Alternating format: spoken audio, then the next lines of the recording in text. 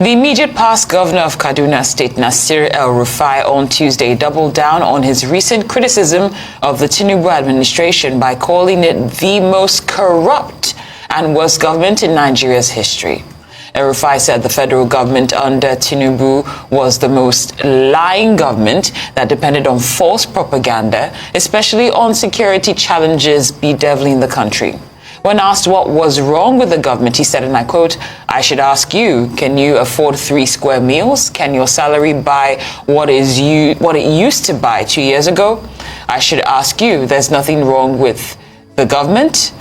Or refuting claims by the government that security had improved in the country, he added that the insecurity in Nigeria was due to federal government's failure to prefer deeper solutions to address what he termed the prevailing security challenges from their roots.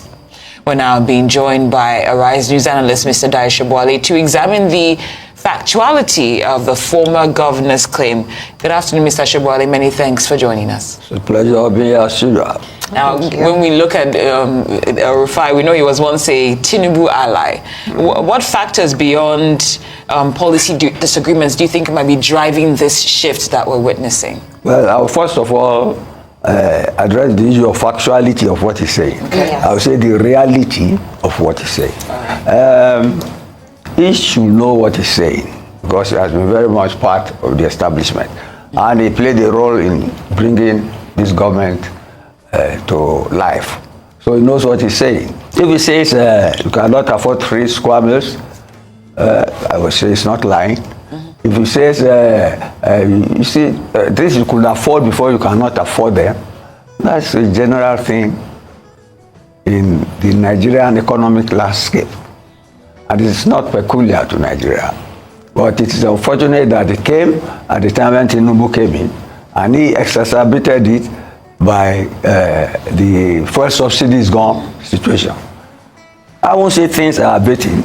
He's in a position to know. A former governor, a former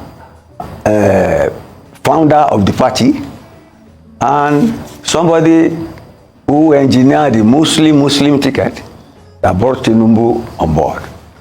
I will say this is a way of telling Tinubu that he has to pay the price of the support they gave to the Muslim ticket.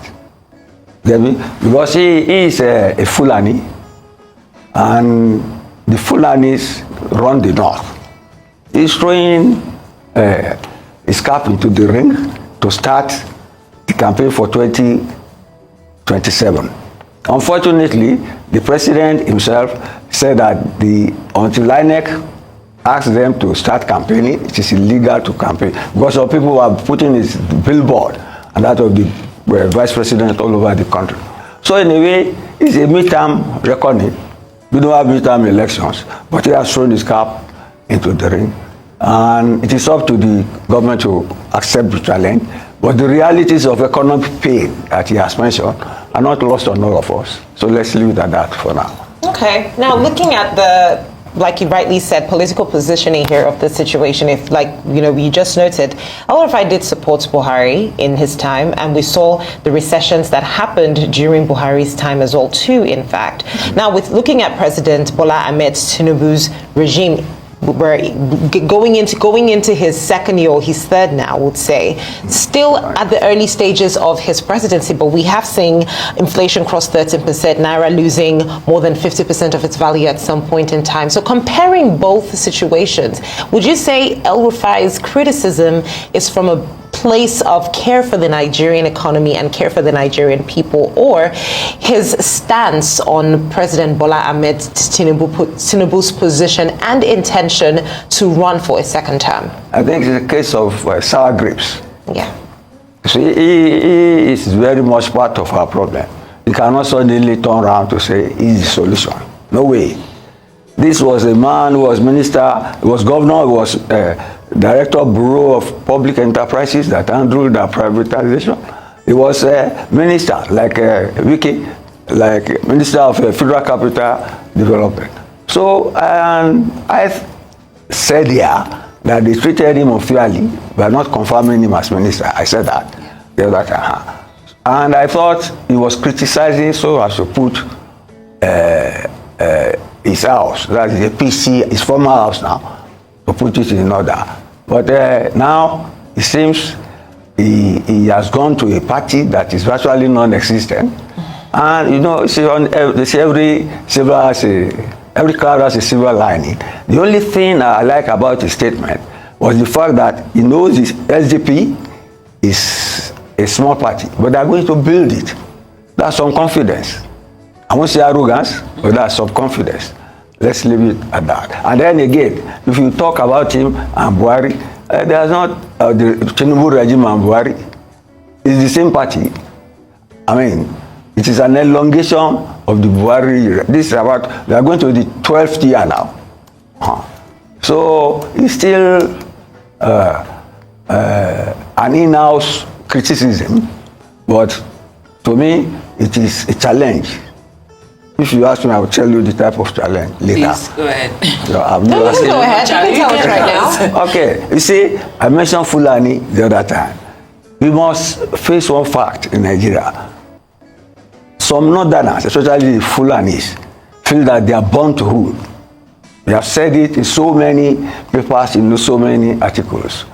And that was why, at a time, even they agreed that they have neglected the South for too long and created a slot for Obasanjo to be president. That's right. And now, later, Tinubu boldly, I dare say, audaciously too, said, Emilokun.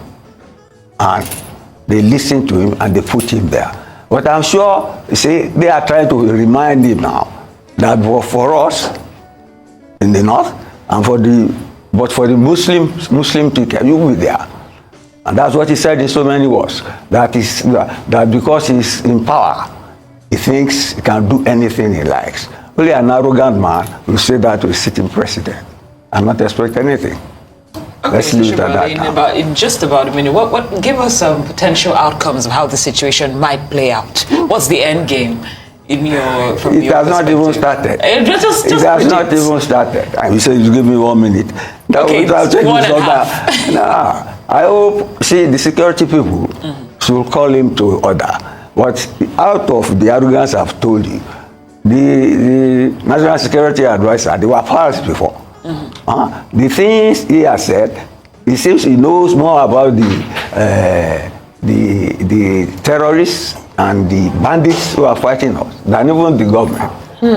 He's telling them, why can't you arrest those people? So it's an in-house power tussle.